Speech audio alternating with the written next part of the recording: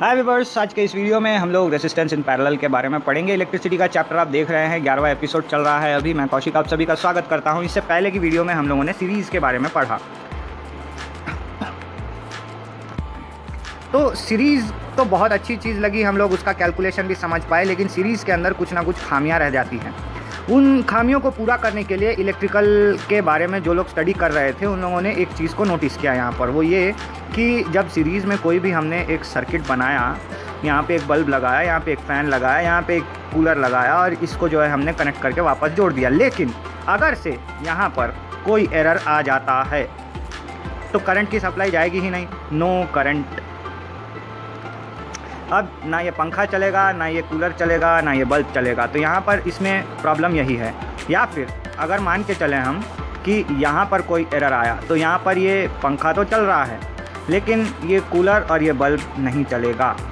तो ये दिक्कतें आती है सीरीज़ वाले कनेक्शन में। इसको पूरा करने के लिए साइंटिस्ट ने जो है, फिजिसिस्ट ने जो है एक नया तरीका ईजाद किया जिसको कहते हैं पैरेलल कनेक्शन। तो पैरेलल कनेक्शन कैसे होता है उसको हम एक बार अच्छे से समझ लेते हैं। यहाँ पर देख लीजिए, मैं पहले ही यहाँ पर एक वोल्ट मीटर और यहाँ पर एक एम मीटर लगा रहा हूँ ताकि हम लोग जो है अच्छे से स्टडी को कर पाएँ।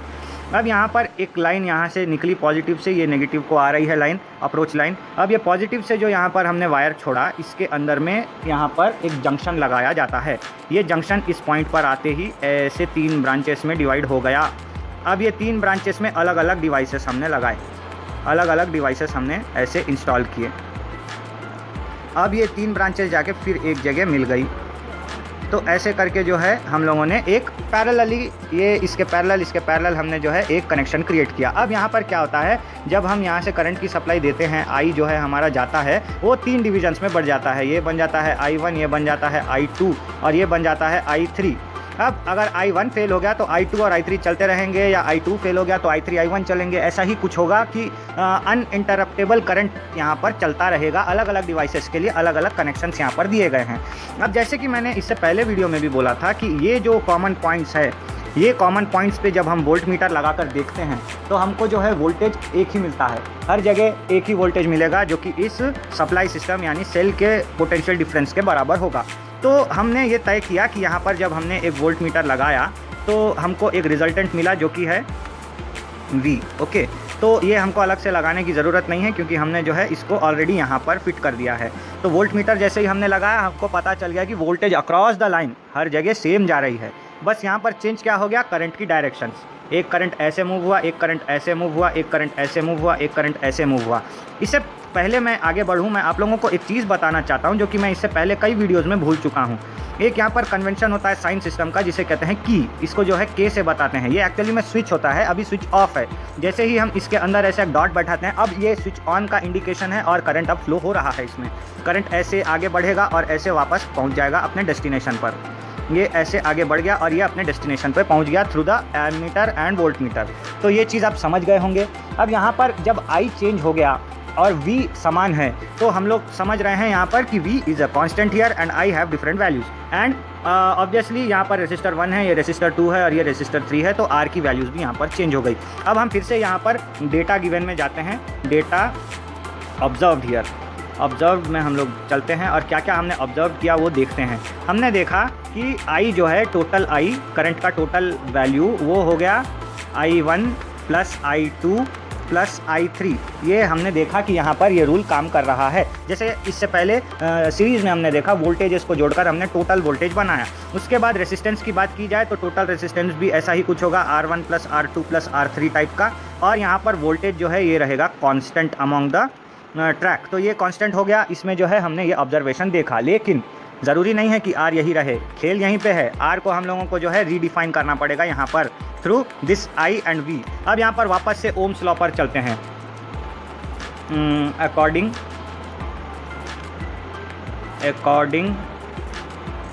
टू द ओम्स लॉ यहाँ पर क्या हो गया, V is equal to I R. Okay, ये ट्रायंगल हमने याद कर लिया, हमको V मालूम है, I मालूम है, R मालूम है।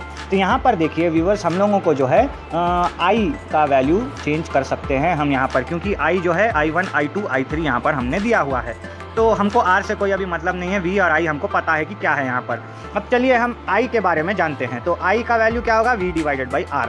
तो ये हमने मैजिक ट्रायंगल से इसको डिटरमाइन कर लिया कि I is equal to total I is equal to I1 plus I2 plus I3। ये हमको पता है, I के जगह पे हमने लिख दिया V divided by R। Okay, अब यहाँ पर I के जगह हम क्या लिखेंगे, voltage is the same, this is R1, voltage is the same, this is R2 end voltage is the still same and this is R3। V by R V by R V by R हमने हर जगह पे लिख दिया। अब हम क्या करते हैं, यहाँ पर V को जो है कॉमन ले लेते हैं। तो अगेन हम कॉमन लेने की थ्योरी देखते हैं। V by R is equal to, मैंने V को जो है कॉमन में ले लिया है। अब यहाँ क्या बचेगा, 1 by R1 plus 1 by R2 plus 1 by R3 and now जब हम इसको मल्टीप्लाई करेंगे, V times 1 is V by R1, ये देखिए V by R1, V times 1 is equal to V by R2, ये देखिए V by R2 and V times 1 by 3 is equal to V by R3। तो ये हमने समझ लिया कि हमने जो है रिवर्स थ्योरी से यहाँ पर इसको कॉमन ले लिया। अब ये दोनों मल्टीप्लिकेशन में है, जब मैं इसको यहाँ भेजूँगा लेफ्ट हैंड साइड में ट्रांसफ़र करूँगा तो ये बन जाएगा V into R divided 1 by V। ये अभी न्यूमरेटर में है, यहाँ जाकर डिनोमिनेटर में पहुँच जाएगा। तो ये V और V कैंसिल हो गए, बचा क्या, 1 by R1 plus 1 by R2 plus 1 by R3।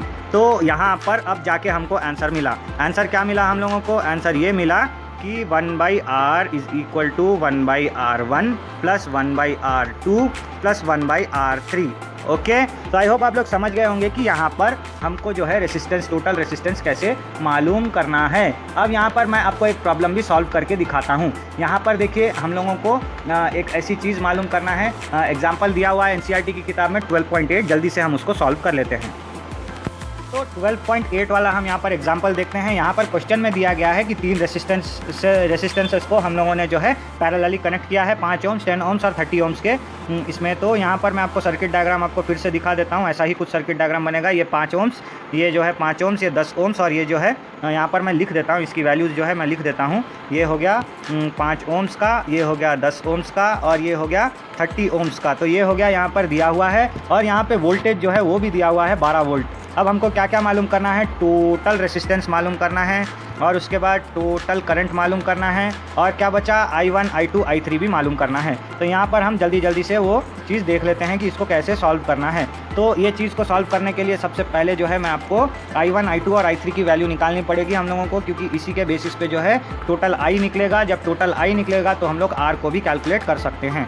तो यहाँ पर I1, I2 और I3 निकाल लेते हैं। यहाँ पर देखिए हमारे पास दिया गया है 3 रेसिस्टेंसेस दिए गए हैं और वोल्टेज दिए गए हैं। तो यहाँ पर हम लोग जो है जल्दी जल्दी से तीनों रेसिस्टेंस और वोल्टेजेस के थ्रू जो है I1, I2, I3 निकाल लेते हैं। तो I1 क्या होगा, I1 होगा यहाँ पर V बाई R1। ओके, तो ये हो गया V डिवाइडेड बाई R1। अब हमारे पास V मालूम है हमको, V जो है 12 वोल्ट है और R1 जो है 5 ओम्स है। तो यहाँ पर ये क्या बन गया, यहाँ पर 12 divided by 5 will be 2.4 amps के आसपास ये कुछ होगा। तो ये मैं अंदाजे से लिख रहा हूँ, आप लोग एक बार इसको कैलकुलेट करके देख लीजिएगा। उसके बाद जो है I2 निकालेंगे हम लोग, ये हो गया V divided by R2, the same voltage is here और यहाँ पे R2 हो गया 10, तो ये हो गया 1.2 एम्प। ओके, फिर उसके बाद हम लोग चलते हैं I3 के पास। तो I3 हो गया V डिवाइडेड बाई R3 और यहाँ पर हो गया ये 12 डिवाइडेड बाई 30। अब इसको हम लोग जब कैलकुलेट करेंगे तो लगभग हमारे पास आएगा 0.4 एम्प के आसपास। तो यहाँ पर हमने तीनों I निकाल ली है। अब हमारे पास जो है टोटल I आ जाएगा। तो हम टोटल I यहाँ पर काउंट कर लेते हैं। तो टोटल I हमको पता है कि हमने इससे पहले यहाँ देखा कि टोटल I जो है I1 plus I2 plus I3 करने पर आ जाएगी। तो हम यहाँ पर क्या करेंगे, total I is equal to 2.4 plus 1.2 plus 0.4, ये हो गया हमारा टोटल I। अब यहाँ पर टोटल I को हम जब कैलकुलेट करेंगे तो ये हो जाएगा, एक बार मैं आपको करके बता देता हूँ। ये हो गया 2.4, ये हो गया 1.2 और ये हो गया 0.4। 4 4 8 2 10 0 कैरी 1 2 1 3 3 एंड 1 4 4.0। तो ये हो गया हमारा 4 एम्प जो है हमारा टोटल करंट है। 4 amp will be the total current. तो यहाँ पर मैं इस डेटा को कॉपी कर लेता हूँ, I1, I2 और I3 का वैल्यू और I का वैल्यू भी। यहाँ पर I1 का वैल्यू आया 2.4 एम्प, उसके बाद I2 का वैल्यू आया 1.2 एम्प और I3 का वैल्यू आया 0.4 एम्प। तीनों लाइंस में ये अलग अलग करंट्स बह रही थी, टोटल करंट बह रही थी 4 एम्प की करंट यहाँ से हमारी बहना शुरू हुई थी। तो ये हमने जो है डेटा निकाल लिया। अब हमारे पास क्या बचा निकालने को, R निकालना बाकी रह गया हमारा। तो R का फॉर्मूला हम लोगों को पता है। R हम जो है ऐसे निकाल सकते हैं, 1 divided by R is equal to 1 by R1 plus 1 by R2 plus 1 by R3 के फॉर्मूले से हम इसको निकाल सकते हैं। तो 1 बाई R निकालते हैं पहले, फिर 1 बाई R1 क्या है हमारा 1 बाई 5 प्लस 1 बाई R2 क्या है हमारा 10 है, तो हम यहाँ पे 10 लिख लेते हैं, प्लस R3 हमारा है 30। अब इन तीनों का जो है हम LCM निकालेंगे, तो ये LCM में ऐसे आएगा R 1/R is equal to it will be around, यहाँ पर हम LCM निकाल लेते हैं। तो ये हो गया हमारा 30, ये हो गया 6, ये हो गया 3, सॉरी ये हो गया 3 और ये हो गया 1। तो ये हो गया हमारा 6 + 3 9 + 10 डिवाइडेड बाई 3। ओके, ये हमारा 10 डिवाइडेड बाई 30 हो गया। ये 10 1 ज़ा 10, 10 3 ज़ा 30। तो ये हमारा आंसर क्या आ गया 1/3। तो जब 1/R जो है वो 1/3 है, तो R क्या होगा R/1। इसको जस्ट हम उल्टा कर देंगे तो ये R/1 बन जाएगा। तो इसको भी जस्ट हम उल्टा कर देंगे तो हमारे पास आ जाएगा 3/1।